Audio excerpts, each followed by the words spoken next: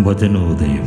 ലൂക്കായുടെ വിശുദ്ധ സുവിശേഷം 16-ാം അധ്യായം 19 മുതൽ 31 വരെയുള്ള തിരുവചനങ്ങൾ. ഒരു ധനവാനുണ്ടായിരുന്നു.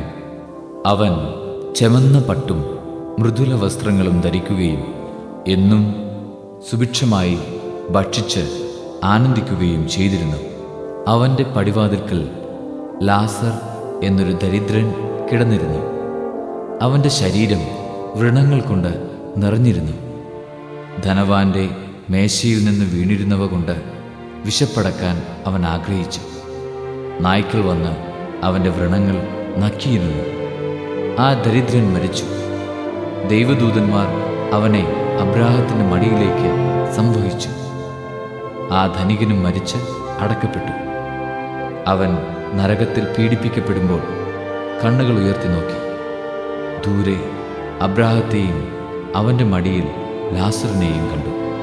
അവൻ വിളിച്ചു പറഞ്ഞു, പിതാവായ അബ്രഹാമേ, എന്നിൽ കനിയണമേ.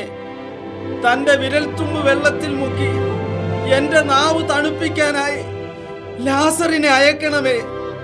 ഞാൻ ഈ അഗ്നിജ്വാലയിൽ കിടന്ന് യാതന അനുഭവിക്കുന്നു.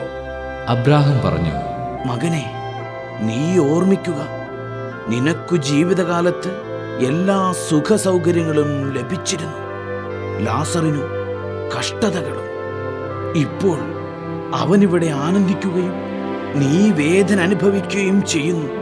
കൂടാതെ ഞങ്ങൾക്കും നിങ്ങൾക്കും മധ്യേ ഒരു വലിയ ഗർത്തവും സ്ഥാപിക്കപ്പെട്ടിരിക്കുന്നു.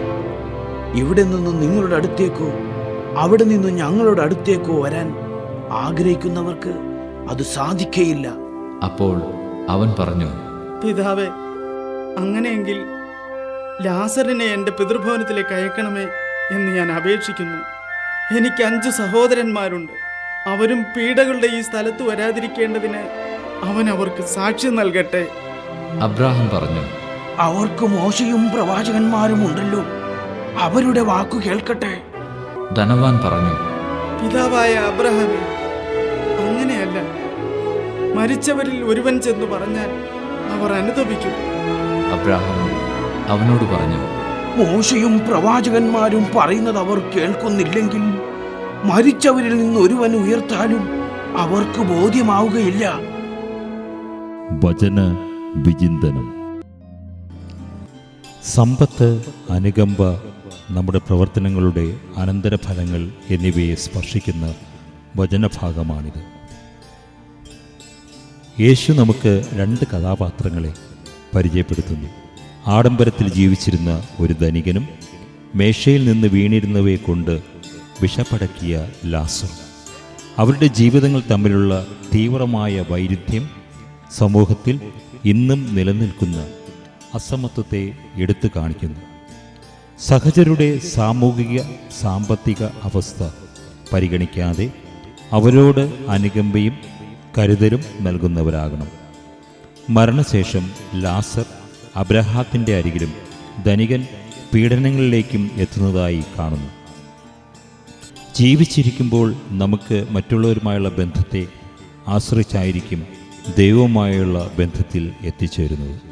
അതുപോലെ ഭൂമിയിലുള്ള നമ്മുടെ കാലത്ത് ദൈവത്തിൻ്റെ പഠനങ്ങളോട് പൊരുത്തപ്പെട്ട് ജീവിച്ചാലേ നമ്മുടെ അപേക്ഷകൾ ദൈവം സ്വീകരിക്കുകയുള്ളൂ എന്ന് നാം കാണുന്നു.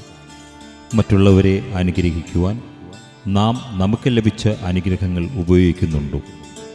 ഇന്ന് നാം എടുക്കുന്ന തിരഞ്ഞെടുപ്പുകൾ നമ്മുടെ ശാശ്വതമായ വിധിയെ രൂപപ്പെടുത്തുന്നുവോ എന്ന് ചിന്തിക്കുക. നമ്മുടെ ജീവിതം ദൈവസ്നേഹത്തിൻ്റെയും കൃപയുടെയും സാക്ഷ്യമാകട്ടെ. ഭൂമിയിൽ കഷ്ടത അനുഭവിച്ചിട്ടും ദൈവത്തിൻ്റെ സൃഷ്ടിയിൽ കൃപ ലഭിച്ച ലാസറിനെ പോലെയാകാൻ നമുക്ക് പരിശ്രമിക്കാം.